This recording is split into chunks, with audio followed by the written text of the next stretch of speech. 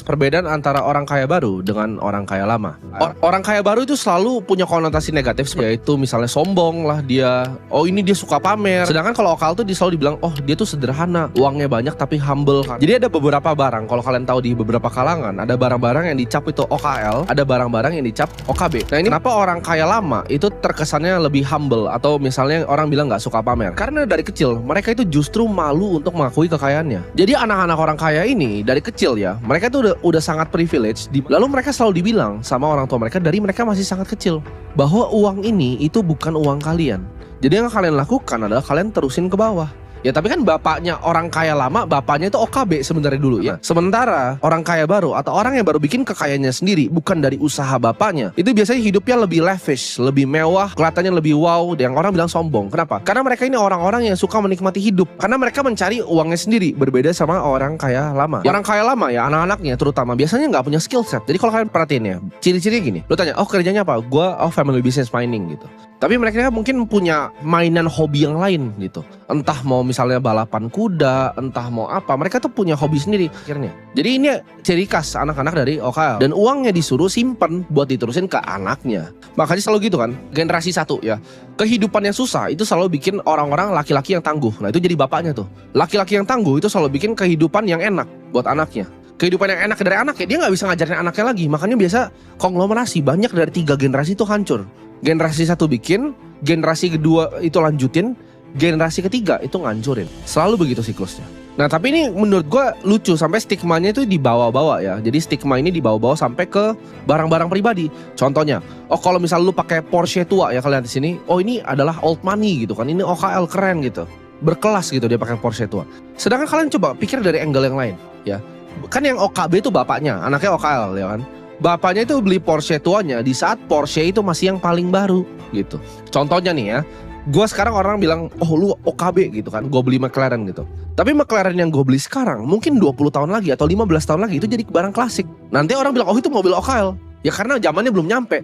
Jadi Porsche tua yang bapaknya beli dulu pas itu masih baru, anaknya pakai terus jadi barang OKL, itu kan jadi aneh gitu. Di sini gue pengen ubah sebenarnya stigma jelek antara orang kaya baru dan orang kaya lama. Kenapa OKB itu dilihat sebagai konotasi yang negatif di Indonesia? Kenapa kalian nggak bisa bilang bahwa oh gue anak muda, gue mau jadi orang kaya baru supaya anak gue itu jadi OKL? Ya, justru ya, jangan takut untuk jadi OKB. Karena dengan OKB kita justru naikin derajat keluarga kita. Apa bangganya jadi orang dari bapak yang kaya? Tapi kalau kita bikinnya sampai kita jadi bapak yang kayanya, kita punya anak yang sampai dikatain anaknya OKL, itu baru gue bisa bangga. Karena orang kaya baru itu adalah orang-orang yang naikin derajat keluarganya. Ini gue sering banget ya dengar pernyataan-pernyataan yang menurut gue delusi ya. Ini pernyataan-pernyataan aneh dari orang-orang yang gak punya duit. Contohnya gini, oh orang kaya lama itu gak ada yang naiknya Ferrari, naiknya comfort ini. Gue bahkan pernah dengar ada salah satu profesor di YouTube, kalian cari aja ngomong kayak gini. Oh mereka gak naik supercar, mereka cari comfort. Betul mereka cari comfort, tapi mereka cari juga supercar ya.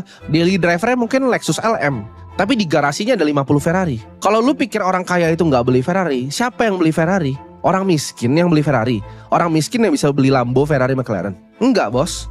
Tapi gue gak sepenuhnya salahin kalian. Gue ngerti banget kenapa kalian bisa pikir hal seperti itu. Karena kebohongan-kebohongan yang disuguhkan ini ke dalam otak kalian. Contohnya tadi, jadi anak-anak ngomong orang kaya beneran itu gak beli Ferrari, biar mereka gak pikir ke sana ya. Jadi elit-elit ini tuh punya agendanya sendiri, yaitu mereka main game yang gue bilang sok humble. Itu kebohongan luar biasa yang dikeluarkan ke kalian, biar seolah-olah ya hidup kalian sama hidup para elit ini itu selevel, sejajar, sama. Mereka gak mau kalian mikir di luar gelasnya. Mereka mau kalian ada di gelas itu tadi. Nah, coba gini deh, buat kalian ngeliat apa yang gue omongin, apakah gue praktekin, kalian coba lihat video gue dari dulu ya. Gue awal syuting di kamar gue yang masih kecil 3x4 itu. Dan kalian lihat sekarang gue syuting di mana, di kantor sendiri di gedung. Itu dalam waktu 4 tahun hidup gue bisa seperti ini. Dan hidup kalian bisa seperti apa dalam 4 tahun terakhir? Apakah sudah berubah? Apakah kalian dengan nonton video gue hidupnya berubah? Kalau kalian nonton video ini tapi hidup kalian gak berubah, ya gak ada fungsinya. Itu gue cuma bilang itu masturbasi mental ya. Sebenarnya banyak teman gue yang bilang, Tim lu ngapain sih bikin-bikin video kayak gini ya? Buat apa sih lu sebenarnya ngajarin orang seperti ini, bukain pikiran orang?